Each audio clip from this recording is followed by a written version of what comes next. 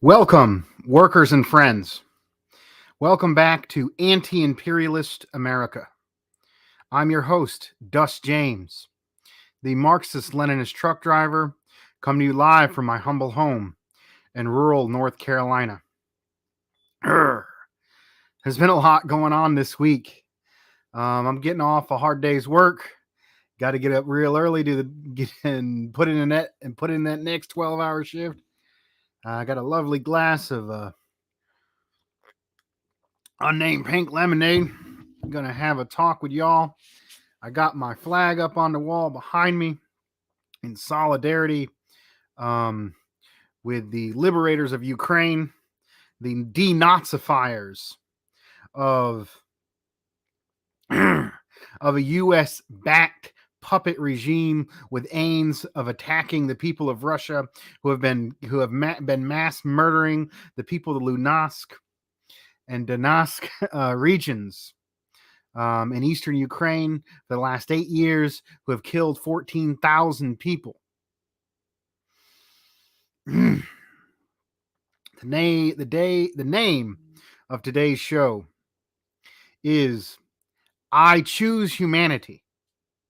Russia is on our side. And if you've been watching any of this mainstream media, you're like, who is this crazy weird guy who loves Trump and Putin and those evil millionaire oligarchs who are equally imperialistic who just want the oil? And I'm telling you that you have been fed a bill of lies. You've been lied to. You were lied to about the war in Iraq.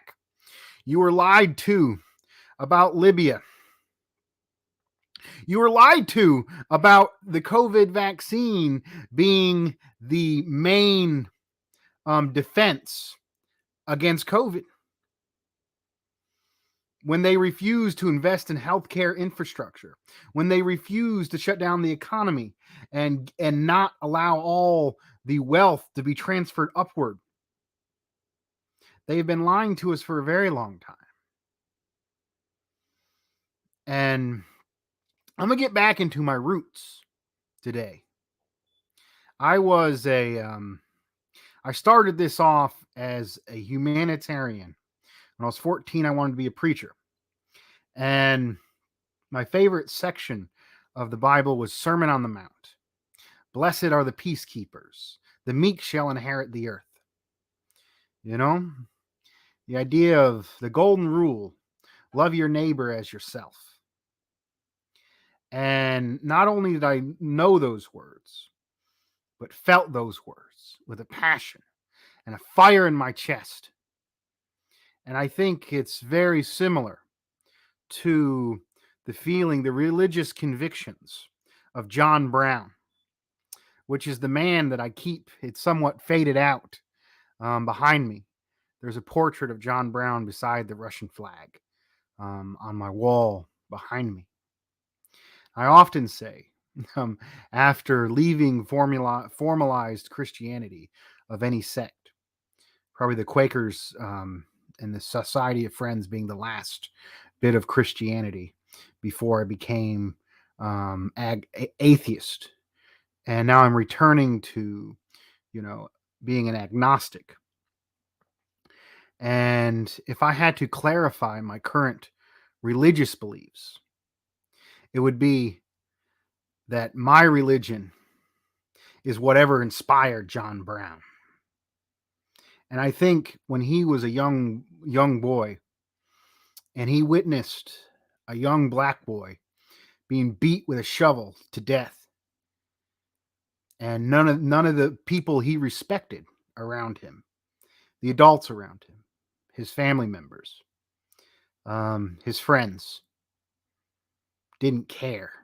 It was nothing to see a black child, a slave child, to be beaten to death because they were inhuman. And John Brown couldn't, in his heart of hearts and compassion, allow that to happen. And he made it his life mission to end the evils of slavery. That was a plight. That was a disease on the United States and on the world. with courage and bravery. And everyone thought he was a madman. Everyone thought he was a madman when he raided Kansas, when he killed white slave owners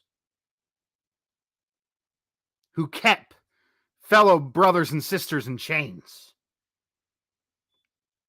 And everybody thought he was crazy. Everybody thought he was too violent. Part of the reason why they thought he was too violent and too crazy is because of white supremacy. They saw black people and the rights of black people as inferior to whites. And you still see this to this day. You see it to this day with people's responses to international events and international affairs and geopolitics. For over the last decade, the largest humanitarian crisis in the world has been the absolute starvation and genocide of the people in Yemen from a war that has been waged by the U.S.-backed Saudi government. Hundreds of thousands of children have starved to death. Cholera outbreaks, absolute horrid conditions. And not once did I see thousands of people and millions of people on their Facebook changing their pictures, their profile pictures, to a Yemenis flag.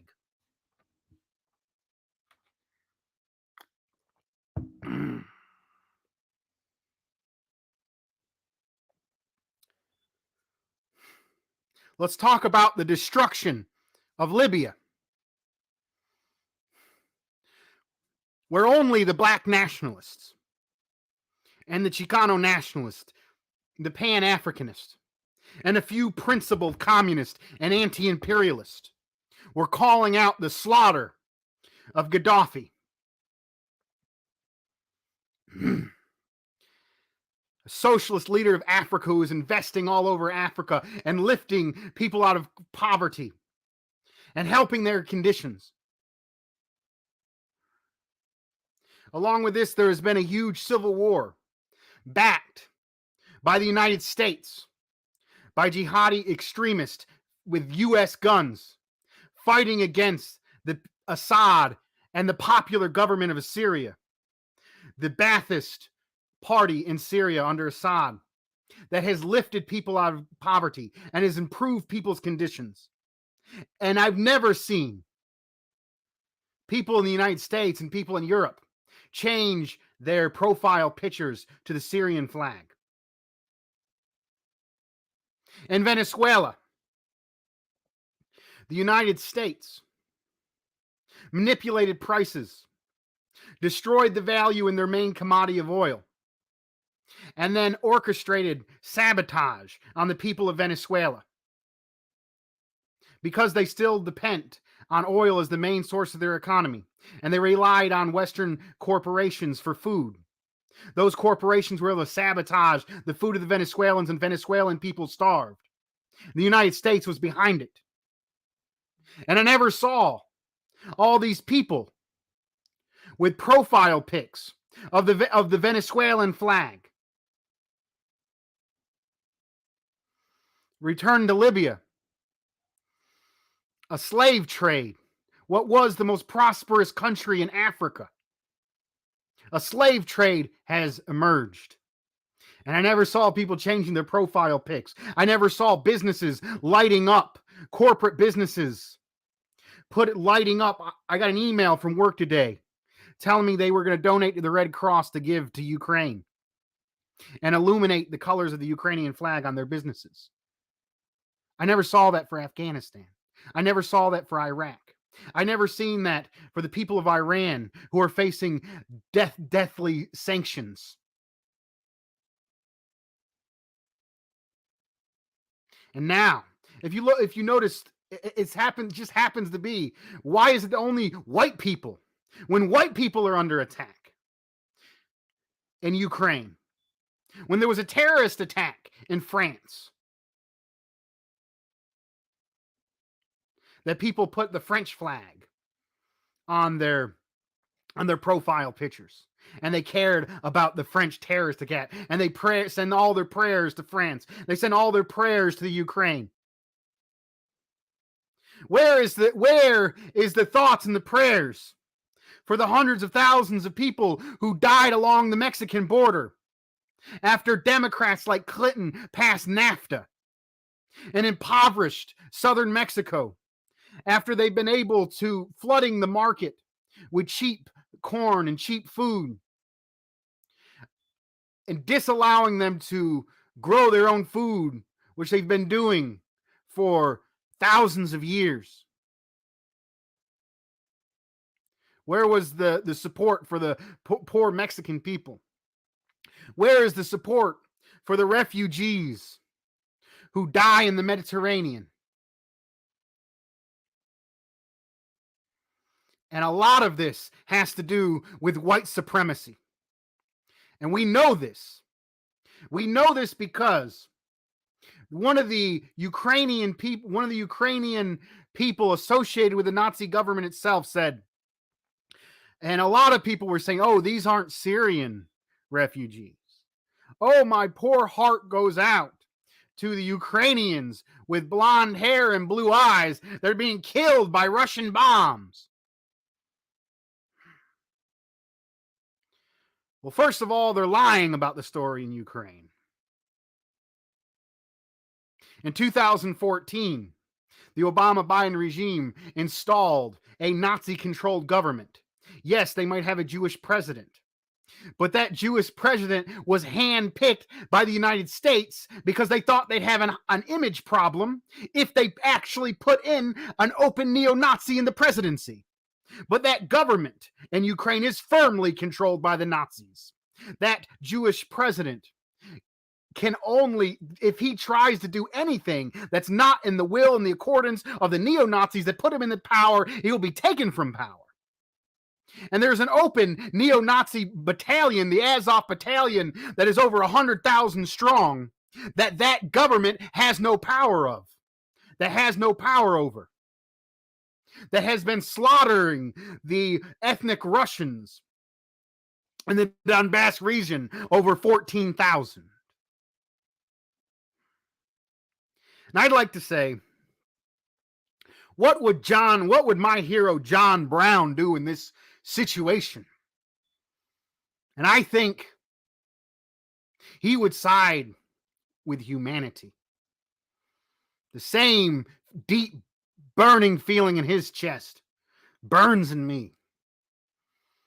And I am tired of seeing the death and the destruction not caused by the institution of slavery, but today's slavery is imperialism, monopoly capitalism, a world economic system where a few banks and oil companies based in the West control the entire global economy. And everything, the political processes, the economic processes are all built for their favor. And the profits are ripped from the breast of humanity. They turn our very lifeblood into gold, not just in the imperialist countries with exploitation, but super exploitation of our black and brown brothers and sisters in the oppressed nations. Now, why is it, do I say, that Putin sides and Russia sides with humanity? Well, what were the countries that I mentioned that have been under the boot of imperialism led by U.S. imperialism? Venezuela, Iran, Syria. Putin and Russia have sent troops to fight the U.S.-backed terrorists in Syria. Putin and Russia stand firm with the Iranian people and their independent government free from U.S. imperialist dominance. Putin and Russia stabilized Venezuelan oil.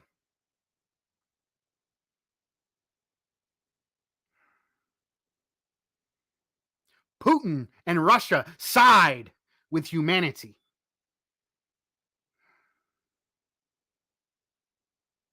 Humanity's main enemy is imperialism led by U.S. imperialism. If we look at this situation in Ukraine, all the mostly white and those influenced by white supremacist system and media are calling out the horrible atrocities, these so-called horrible atrocities of Russia invading Ukraine.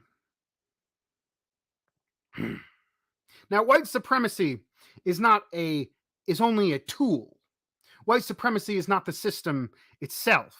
White supremacy is a tool of imperialism. I'm a materialist. And from a material level, both science and a deep burning passion and drive to side with humanity, I can see what side Putin and Russia is on. And I side with humanity. I side with the Venezuelan people and the Syrians and people in Iran. I side with the political and economic power of poor black and brown people. And Putin and Russia have come out as their ally, just as China has done. The old economic order, where the banks put in as little as they can and take as much as they want, and leave countries in destitute poverty and keep them in that position, is dying. And the new system, a system where a government controlled by the people, and that government controls the economy and then runs that economy in a more efficient way that escapes the boom bust cycle. Socialism is taking over. And capitalist Russia, yes, Russia is capitalist. I'm not naive. I don't lack nuance. Just because I am a truck driver, just because I'm a communist, just because I am a worker, does not mean I don't have the intelligence or the understanding of the brainwashed imperialist liberals. Yes, I understand that Putin and Russia are capitalists. But they are economic interests because they have not been invited, but they have been kept out of the imperialist bloc, have been aligning with humanity and have been aligning with the rising independence and socialist movements throughout the world. So I say white supremacy is not equal. White supremacy is only a tool. It's important not to be race reductionist, because the imperialists haven't cared about the white people in Donbass and the Donbass region. Those people can be slaughtered as long as it's for the benefit of the oil bankers. And the white supremacist imperialist system doesn't give a shit about poor people in Appalachia or poor people in rural America that have been hooked, that were overprescribed opioids and have been criminalized. They don't care about those white people. So white supremacy itself is simply a myth. They get people to support the imperialist system. And it's pretty obvious that it's an imperialist white supremacist system, because the majority of the nations that are oppressed are black and brown people. But white people, if it gets in the way of their profits, are just as likely to be slaughtered by this system. Not just as likely, but simply will be slaughtered if they get in the way of the system, or if they side with humanity and they side with the rising socialist and anti-imperialist bloc.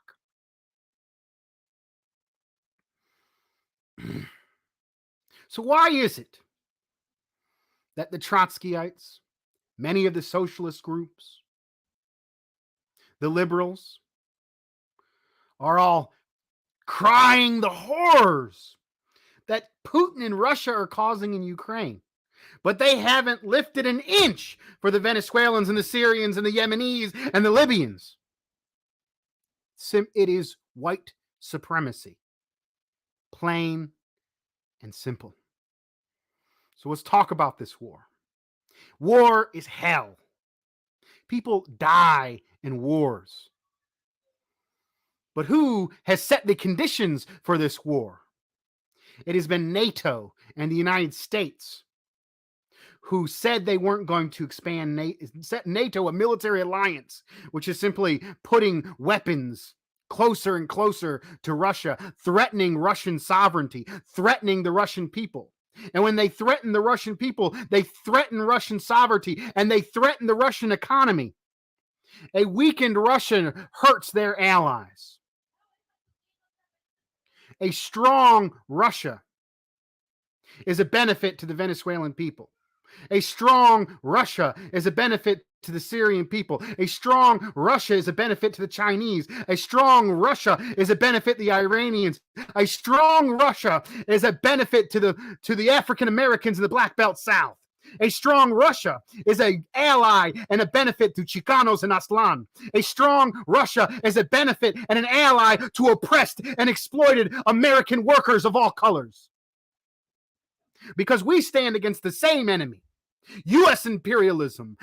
Imperialism led by U.S. imperialism, which is monopoly capitalist, which is a handful, people that could fit in a room, a few hundred or a few less than a few hundred people, that manipulate the entire world economy, that cause the slaughter and the deaths for their profits of the people along the Mexican-American border, that died in the wars in Afghanistan and Iraq, that die in Yemen, that die crossing the Mediterranean.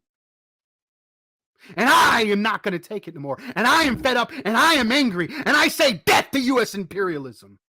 And long live anyone willing to stand up against them. And Russia has been kicked and Russia has been threatened. And Russia stands with us. Russia stands with humanity. So yes, many people died. There was civilian casualties in war. But after seeing their Russian brothers die and the oppressed and exploited Donbass region for the last 8 years, and then seeing weapons come in to threaten their very existence, they took necessary action, and denazified and overthrew the neo-Nazi controlled government of Ukraine. And yes, some white people died, and it's a horrible shame. But it was sometimes war is necessary. And sometimes war is a class war. The American Revolution was a class war against the monarchists. The Civil War in the United States was a class war to put down the slave owners' aristocracy in the South. And this is a class war of Russia, which is an ally of all humanity and all socialists and all anti-imperialists. This was a class war. This is the global class war against imperialism. And they did what was necessary and they did what was right. And when Russia stood up for themselves and they beat back the NATO Nazi hordes and tools and pawns of the imperialists in the United States, they showed the world that your country, that you as a worker can stand up against the monopoly capitalist, that you can organize a union, that you can overthrow their systems, that the oppressed nations in the world can have independent governments, can have socialist governments, that you can defy U.S. imperialism. This is the beginning of a multipolar world. This is the envisionment of 1, 2, 3 too many Vietnams. They are overstretched and they are dying, but they're not going down without a fight. And humanity's future lies within the balance. And I say, long live socialism. Long live all people desiring to be free. And long live our ally, Russia. I side with humanity. So that's going to do it for my introductory remarks. Please share this out. Please like this if you want to.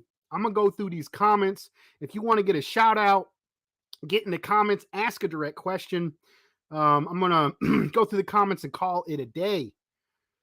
Poppy Chulo says, roo, roo, roo. I think those are Russian flags. I can't see them on the StreamYard.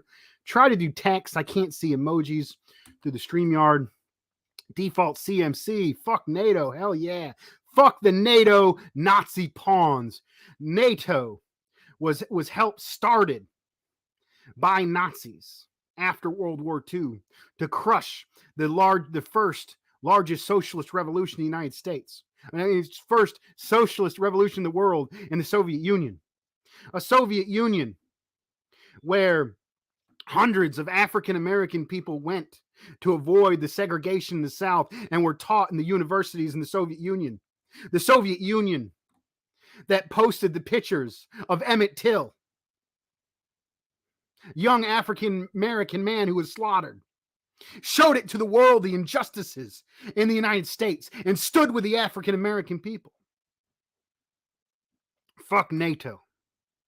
And then after the United States and NATO, both inside and out, spent billions of dollars destroying the Soviet Union, horrible chaos and poverty were inflicted on the Russian people in the 90s through privatization. They took everything that wasn't nailed down.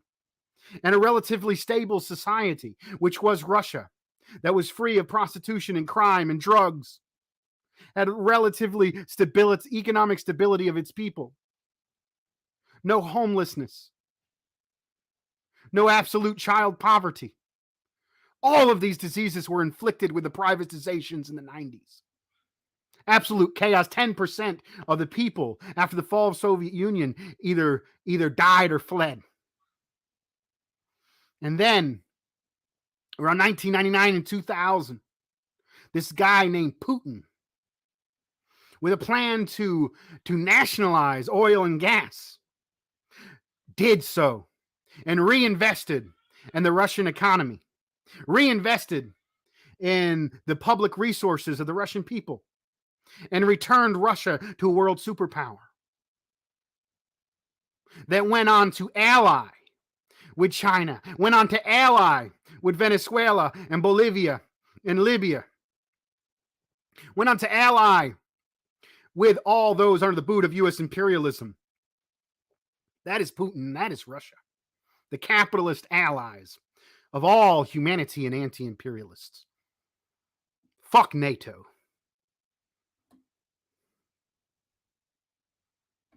Anthony Penza, a good friend of the show. I'm so sick of the lies from the Western media. These brain dead libs are everything they believe about Trump supporters. Absolutely correct.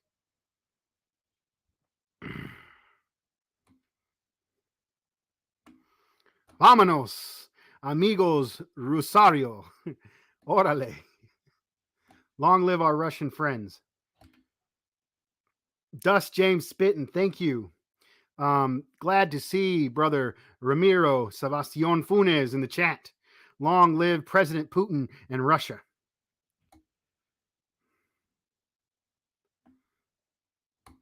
Yes, Zelensky is Ukrainian Obama.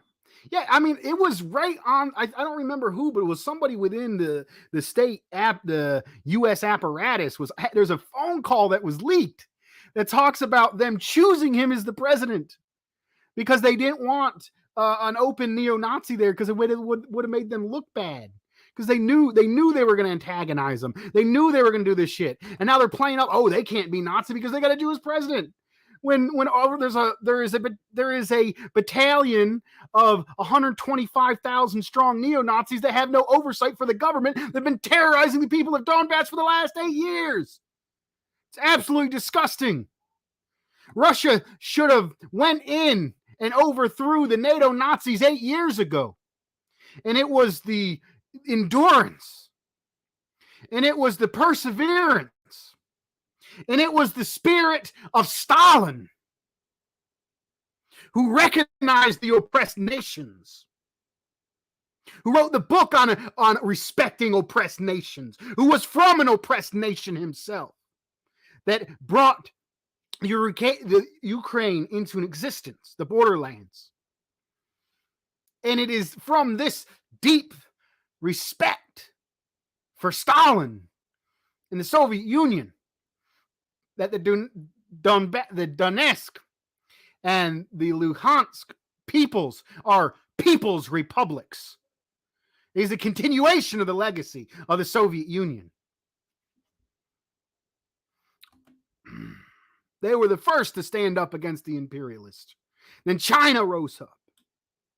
And now a lot of the ultras and the dogmatists would like to tell you everything stopped after the fall of the Soviet Union. But I'm here to tell you it did not stop. You had the pink tide in Latin America. You had Ba'athist Arab socialism. You had socialism in Libya. You had a number of anti-imperialists all over the world that have continued to rise up. And this, from a material basis, regardless of its name, is the contradictions pushing history forward. And the main thing holding back history is imperialism led by U.S. imperialism. And anyone standing against it is opening up actual physical material space to make material gains for real people to benefit the lives of humanity all over the world.